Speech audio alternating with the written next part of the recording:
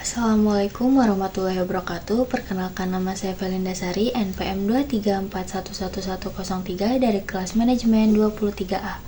Di sini saya akan menerangkan materi tentang batas-batas ilmu ekonomi mikro. Ekonomi mikro adalah cabang ilmu ekonomi yang mempelajari perilaku individu, rumah tangga, dan perusahaan dalam pengambilan keputusan terkait alokasi sumber daya yang terbatas. Materi dalam ekonomi mikro mencakup konsep-konsep seperti permintaan, penawaran, harga pasar, persaingan pasar, teori konsumen, teori produksi, biaya produksi, dan struktur pasar. Misal, persaingan sempurna, monopoli, dan oligopoli. Batas-batas ilmu ekonomi mikro. Yang pertama, alokasi sumber daya. Mempelajari cara sumber daya yang langka dialokasikan di antara berbagai kebutuhan yang berbeda, dengan asumsi rasionalitas dan tujuan memaksimalkan keuntungan atau kepuasan. Yang kedua, teori pasar. Meneliti interaksi antara penawaran dan permintaan dalam pasar untuk menentukan harga dan kuantitas barang dan jasa yang diproduksi dan dikonsumsi. Yang ketiga, perilaku konsumen. Memahami bagaimana individu membuat keputusan konsumsi berdasarkan preferensi, pendapatan, harga, dan faktor-faktor lainnya. 4. Fungsi produksi. Menganalisis cara perusahaan memilih kombinasi input, faktor produksi untuk menghasilkan output yang optimal. 5. Struktur pasar. Mengkaji berbagai bentuk pasar persaingan sempurna, monopoli, oligopoli, dan monopolistik, dan dampaknya terhadap harga, kuantitas, dan perilaku perusahaan. 6. Efisien dan kesejahteraan.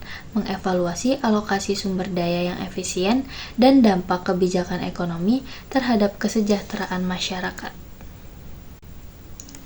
Batas-batas perilaku konsumen. Batas-batas perilaku konsumen mencakup keterbatasan anggaran, preferensi pribadi, dan utilitas maksimal yang dapat dicapai dengan sumber daya terbatas. Konsep ini mencerminkan bahwa konsumen harus membuat pilihan cerdas dalam membelanjakan uang mereka.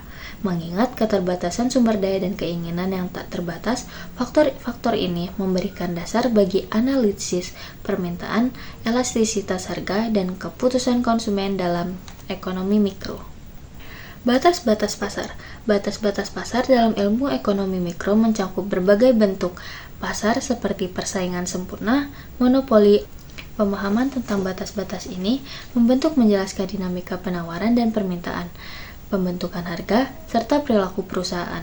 Konsep ini juga relevan untuk merancang kebijakan antitrust dan mengoptimalkan efisiensi pasar.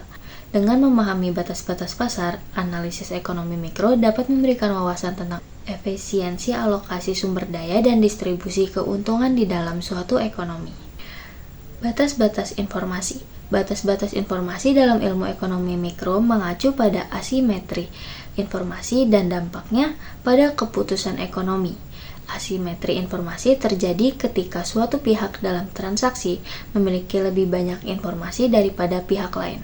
Pemahaman batas-batas informasi penting karena dapat mempengaruhi efisiensi pasar, keberhasilan kontak, dan perlunya regulasi untuk mengatasi ketidakseimbangan informasi.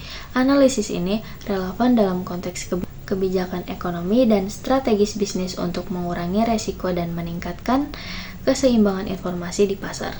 Kesimpulannya, pemahaman tentang batas-batas dalam ilmu ekonomi mikro memberikan landasan penting untuk mengambil keputusan ekonomi yang cerdas. Analisis batas-batas perilaku konsumen, analisis batas-batas perilaku konsumen, produksi, informasi, dan pasar menggunakan kompleksitas interaksi ekonomi pada tingkat mikro. Kemampuan untuk mengelola sumber daya terbatas, merancang kebijakan yang efektif, dan memahami dinamika pasar adalah kunci untuk mencapai efisiensi dan keseimbangan dalam suatu sistem ekonomi.